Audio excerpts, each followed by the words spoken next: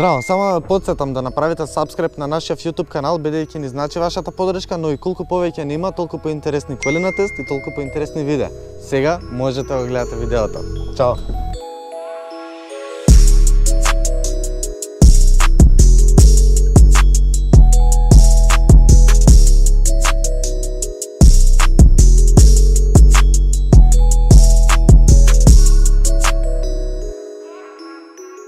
Здраво, дечки! RPM е најгледаниот, а сега и најголемиот автомобилски YouTube канал во Македонија. Достигнавме преку 1000 сабскрајбери. Конфети! Добра, за оваа прилика искрено напорно работевме, многу напорно, и затоа сега ќе го поканам тимот, дел од тимот да дојде тука за заедно да ви се заблагодариме на вас, бидејќи поради вас сме тука. Сега враќате се на работа брзо, да се озбилиме. За овој јубилеј сакавме и имаме една спешал епизода. Претпоставувате позади мене што има, но претходно сакам едно огромно благодарам да кажам за сопственикот кој што ни даде ваква чест и ваква прилика. Ви благодариме уште еднаш многу. И сега станува збор за Mercedes AMG GTS, кој што наследник на популарниот SLS, и тој пак е наследник на популарниот модел 300 SL. Искрено, за мене AMG GTS е можеби најдобриот наследник на 300 SL, бидејќи најмногу наликува на него. За дизајнот нема да зборувам премногу, бидејќи преубав е, можам да ставам со сати, да го гледам и да уживам. Три многу кул автомобили се тоа. Добро, сега да си се вратам на нашата стандардна шема, тоа е практичноста. Ќе почнам од багажникот, бидејќи багажникот има... Каква практичност на оваа кола? Добро, да, во право си, сепак е спортско возило, практичност никој не го интересира за оваа кола, затоа ќе влезам внатре да видиме таму што има и како изгледа. Ајде дојдеме. Внатре, човече, леле, возачкава положба, идеална, предобра.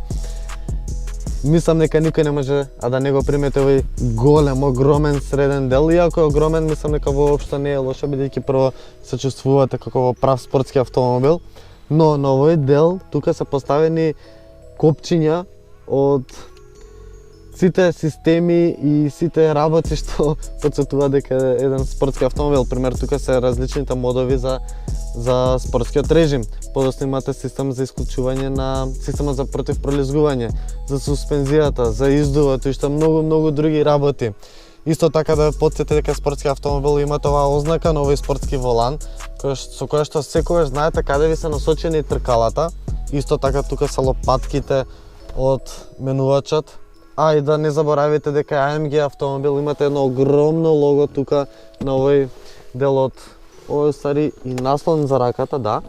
И има уште многу што друго се зборови, иако е мал автомобил, односно мал интериер. Пример, ова е цел овој дел е алкантара, ама мислам дека најбитниот дел што треба сега да го зборуваме е ова копче за стартување на моторот.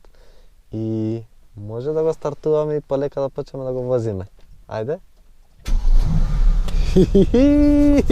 Звуко. Ајде да одиме.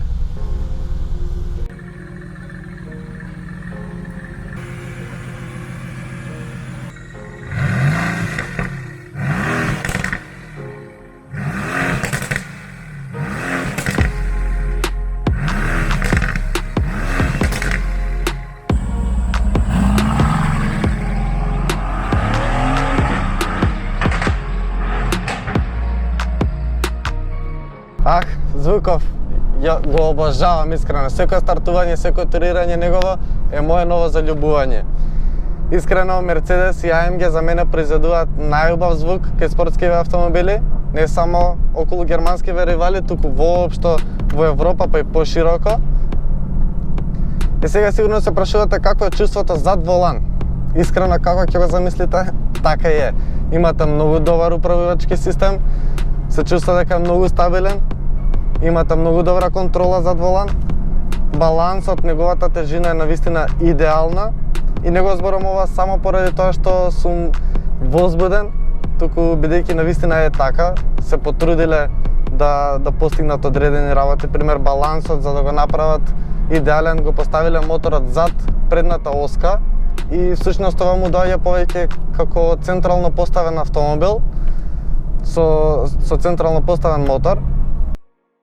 Возбудата дефинитивно си го направи своето, заборавив многу работи, но она што е битно е чувството како да возите картинг, ниско доле речиси да го допирате асфалтот. Плюс толку добро и толку лесно се управува што имате чувство како да сте најдобриот возач.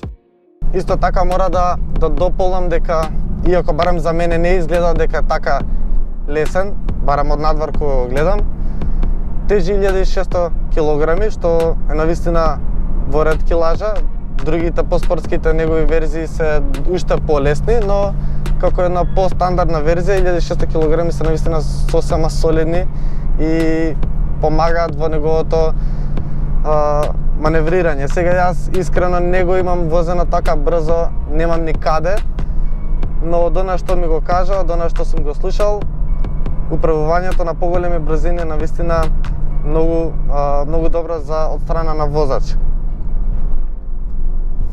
Околу перформансите, она што е битно да знаете дека под хауба имате 4 литарски V8 Twin Turbo мотор кој што произведе 510 конски сили и 650 Нм.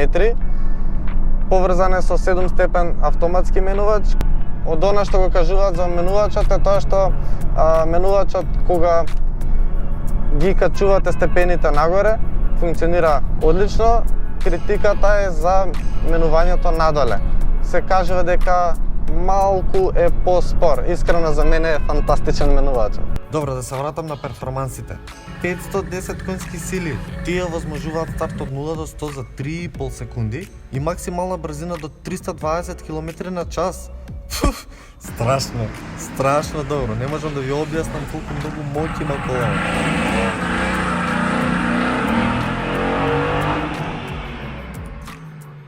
Океј, дечки, ова беше нашата прва спешал епизода по повод нашиот јубилеј. Следете не, колку повеќе нема, толку поинтересни возила на тест, толку поинтересни видеа и се гледаме многу наскоро. Чао!